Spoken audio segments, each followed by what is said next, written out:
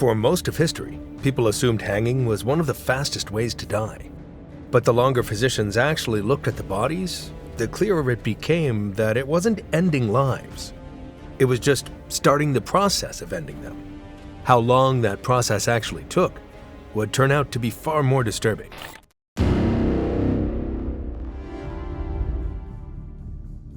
The oldest known records of hanging as a formal execution come from ancient Persia around 500 BCE. Persian rulers used it to punish traitors and enemies of the state. There was no trapdoor, no platform, and no calculations. The condemned person was simply lifted off the ground with a rope tied around their neck and left hanging by their own body weight. The defining feature of this method was that it was slow. Without a drop to create force, the rope tightened only under the weight of the body. The jugular veins, which carry blood away from the brain, were compressed almost immediately. The carotid arteries, which bring oxygen-rich blood to the brain, were much harder to completely block. As long as some blood continued to flow, the brain remained active. The person could stay aware for several minutes while pressure built inside the skull and oxygen slowly ran out. The Romans later used hanging for slaves and lower-class criminals alongside crucifixion. Germanic tribes also used it in religious sacrifices as early as the 1st century CE. This was recorded by the Roman historian Tacitus in his work Germania, written around 98 CE. After that, England built its first permanent gallows at Tyburn, just outside London, in 1196. For more than 5 centuries, it served as the city's main execution site. What happened there was not a clean or efficient procedure. It was public entertainment, and the crowd expected a show. The condemned person arrived on a cart. A rope was placed around their neck and tied to the beam above. The cart was then pulled away, leaving them hanging in the air. Their feet were often only inches from the ground, and sometimes their hands were left free. This method became known as the short drop. In most cases, it caused death through slow strangulation.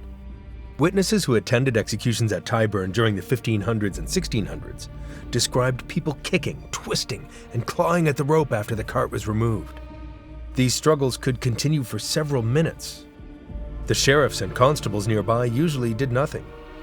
This was considered normal. What happened next was even more unusual. Friends and relatives often rushed forward and pulled down on the condemned person's legs. Their goal was mercy. The extra weight might break the neck and shorten the suffering. Whether it worked depended on the person's weight, the length of the rope, and simple luck. Sometimes it helped. Oftentimes, it did not. In many cases, the struggling stopped only because the brain finally ran out of oxygen, not because the neck had broken. The men who carried out executions at Tyburn usually became hangmen because nobody else wanted the job. The pay was poor, around 10 shillings per execution in the 1600s, plus whatever money could be made selling the condemned person's clothing. There was no formal training. Rope quality varied greatly. Because of this, survival, whether temporary, partial, or sometimes complete, wasn't uncommon. It was the predictable result of a system that had never been properly engineered. One of the recorded cases of this method was of a woman named Anne Green. She was a 22-year-old servant from Steeple Barton in Oxfordshire. She became pregnant by Geoffrey Reed, the teenage grandson of her employer, Sir Thomas Reed. The baby was stillborn. Green hid the body in a privy and was later arrested.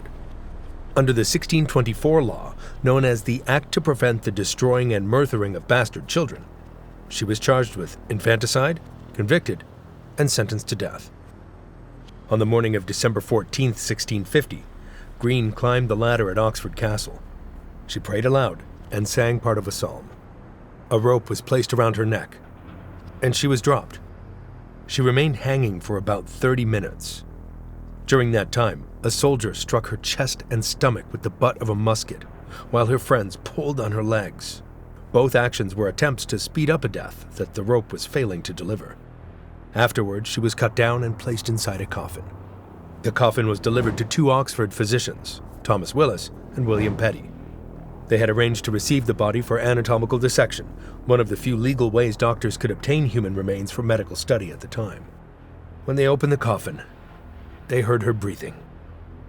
Willis and Petty immediately abandoned their plans for dissection and spent hours trying to save her life.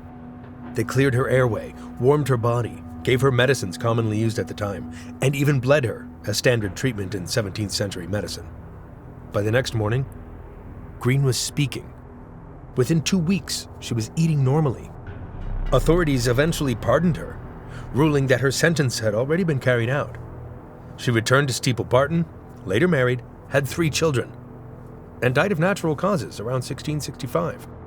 The records Willis and Petty kept about her recovery are among the earliest documented examples of resuscitation in English medical history. Another case involved a man named John Smith, who was convicted of burglary in London and sentenced to hang at Tyburn on December 24, 1705. The execution seemed to go as planned. Smith hung for about 15 minutes.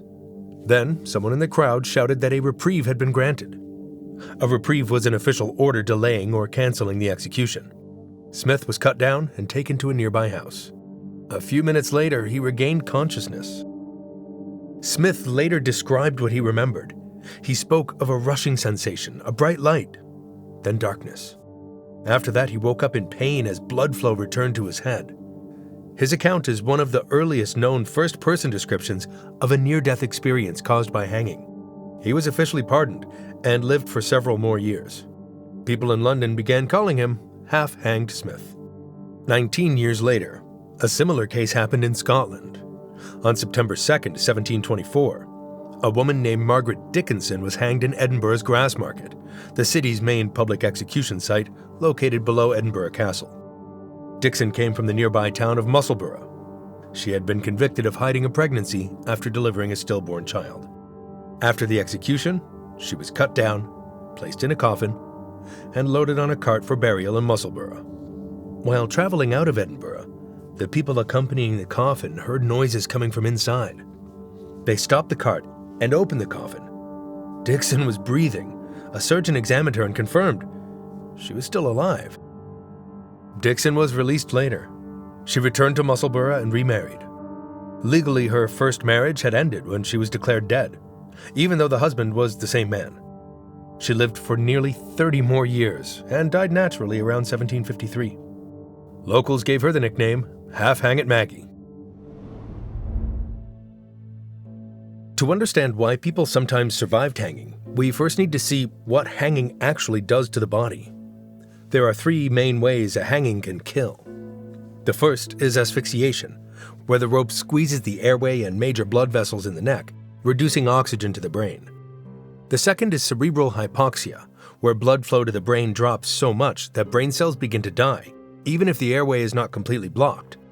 The third is cervical fracture, where the force of a fall breaks bones in the neck, damages the spinal cord, and immediately destroys the brain's ability to control the body. The first 2 methods are slow. A person usually loses consciousness 1 to 3 minutes after blood flow to the brain drops significantly. But losing consciousness is not the same as dying. The brainstem, which controls breathing, heartbeat, and blood pressure, can survive much longer without oxygen than the parts of the brain responsible for awareness and thinking. It may continue working for 5 to 10 minutes after consciousness is gone. During this time, the heart can still be beating. The person is still technically alive and may be revived under the right conditions. The third method is completely different. If the neck breaks at the 2nd or 3rd cervical vertebra, known as C2 or C3, the spinal cord is severed at neck level. The brain instantly loses connection with the rest of the body. Consciousness disappears within seconds. The heart and lungs stop functioning within a few minutes because the body can no longer regulate itself. Once this happens, there is no possibility of revival.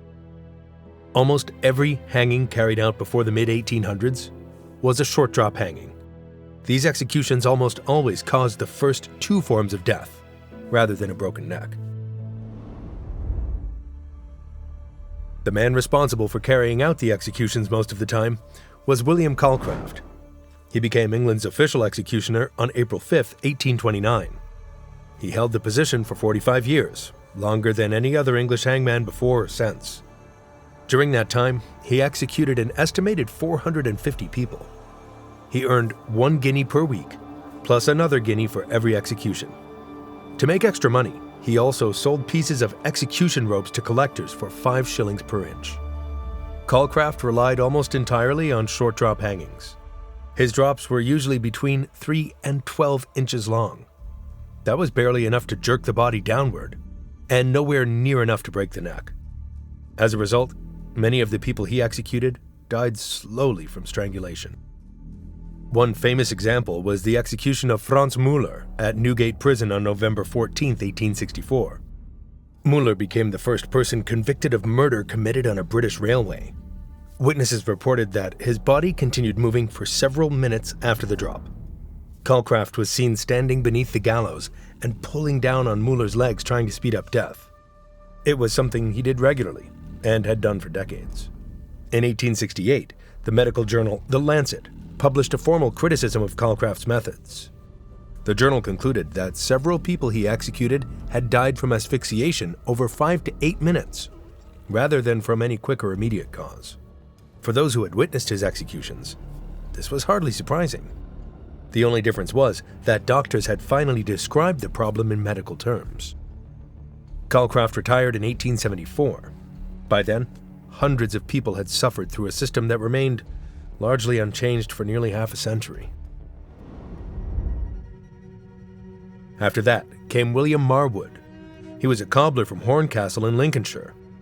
He was not a doctor or scientist, but he believed he'd found a solution to the problem of slow deaths by hanging. Marwood argued that the answer was force. If a person fell far enough before the rope tightened, the sudden stop would create enough energy to break the neck instead of simply squeezing the airway. The challenge was finding the correct drop length. Too short, and the person would slowly strangle. Too long, and the force could tear the head from the body. In the early 1870s, Marwood presented his idea to prison officials. In 1872, he was allowed to test the method at Lincoln Castle. The condemned man was William Frederick Horry. Witnesses reported that Horry died within seconds. Medical observers noted that movement stopped almost immediately, and his pupils became fixed and dilated within about 90 seconds. Marwood became England's official executioner in 1874. He created detailed tables that matched drop length to body weight and continued adjusting them as he gained experience. Someone weighing 140 pounds might receive an 8-foot drop. Someone weighing 200 pounds might receive a 5-foot drop. Medical observers soon began reporting something rarely seen in earlier hangings. The body often became still immediately after the drop. Witnesses believed consciousness disappeared within seconds. Official death was usually confirmed within 2 to 4 minutes. For the first time in the history of judicial hanging, the time between the drop and effective death was measured in seconds, rather than many minutes. Marwood died while still serving as executioner in 1883. The long drop method he developed became the standard system used throughout Britain and its colonies. It later influenced execution practices in the United States, Canada, and Australia as well. But even after that long drop method, hangings still failed. The same problems that had existed for centuries, including rope stretch, slipping knots, and differences in human anatomy, never fully disappeared. They just became less common. One famous case happened in Devon, England. John Lee was convicted of murdering his employer, Emma Case, and was scheduled to hang at Exeter Prison on February 23, 1885. The executioner, James Barry, placed Lee on the trapdoor, fixed the noose, and pulled the lever. The trapdoor didn't open. Barry reset it and tried again. It still did not open. He tried a third time, with Lee standing there and the rope around his neck. And again, nothing happened. The execution was stopped. Investigators later discovered that rain had slightly warped the wooden trapdoor, causing it to jam when weight was placed on it. The problem was tiny, but it saved Lee's life. His sentence was reduced to life imprisonment. He was released in 1907, and he lived until 1945. People called him the man they couldn't hang, though in reality it was wet wood that saved him. James Barry, the same executioner, was also responsible for one of the worst failures on record. At the execution of Robert Goodale at Norwich Castle on November 30, 1885, Barry miscalculated the drop length. The drop was too long, and the force tore Goodale's head from his body. Berry later changed his calculations, resigned in 1892, and wrote that the work haunted him. In the United States, hanging practices varied wildly from state to state. Training and methods were inconsistent. On February 21, 1930, Ava Duggan became the first woman executed in Arizona. The drop was miscalculated. The rope was too long, and she was decapitated. Several witnesses fainted. Arizona abandoned hanging within weeks and switched to the gas chamber. The last public hanging in the United States took place in Owensboro, Kentucky, on August 14, 1936. Rainey Bethia, a 22-year-old convicted of rape and murder, was executed before a crowd estimated at 10 to 20,000 people. The hangman, Arthur Hash, was a 70-year-old former sheriff who was reportedly drunk. Journalists described the scene as chaotic and degrading. The public reaction was so negative that public executions in America effectively ended afterward. From the 1880s onward, Britain kept detailed records of judicial executions. Doctors observed every hanging and recorded what happened afterward. These records, now held in the UK National Archives, give the clearest medical picture of how the long drop method actually worked. When the drop was calculated correctly and the neck broke cleanly, witnesses reported that movement stopped within seconds and the pupils became fixed and dilated within about 1 minute. Death, confirmed with a stethoscope, usually followed within 2 to 4 minutes. In these cases, consciousness was believed to disappear almost immediately. But when something went wrong, the process lasted much longer. Some records show death taking 5, 8, or even 12 minutes, with the heart still beating and reflex movements continuing. The records describe these failures in the same calm bureaucratic language as the successful executions, which makes the contrast even harsher.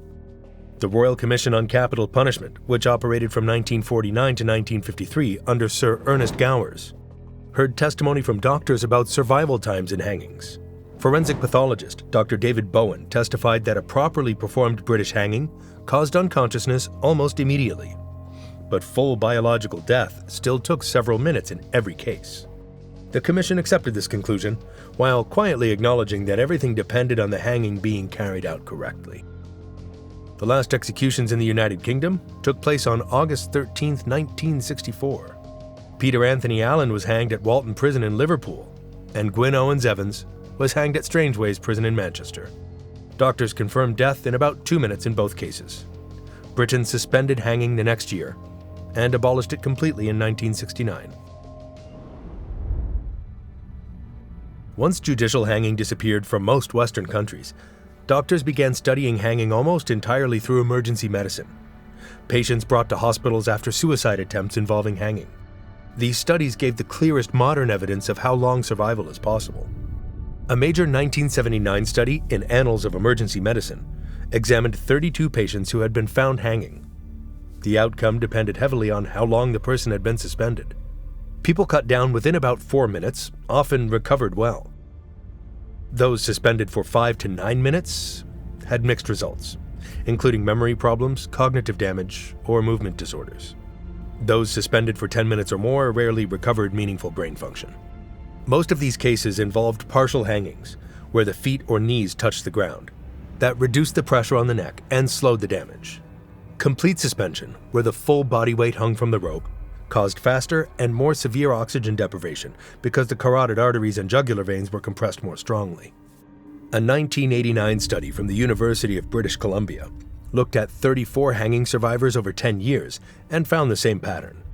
Every patient who survived a complete suspension with a good outcome had been found within about 3 to 4 minutes. After that, serious brain damage became much more likely. The longest, well-documented survival after complete suspension appeared in a 1983 case report in the Journal of Trauma. The patient had been hanging for an estimated 18 to 20 minutes and survived, but suffered severe permanent brain damage and required lifelong institutional care. When we combine the historical record, British execution reports, forensic evidence, and modern emergency medicine studies, the conclusion is fairly clear. A short drop hanging usually caused death through strangulation and lack of oxygen over about 5 to 15 minutes. A properly performed long drop hanging usually broke the neck, and caused loss of consciousness within about 10 seconds. Whether a person experienced anything during those final moments is something science still cannot fully answer.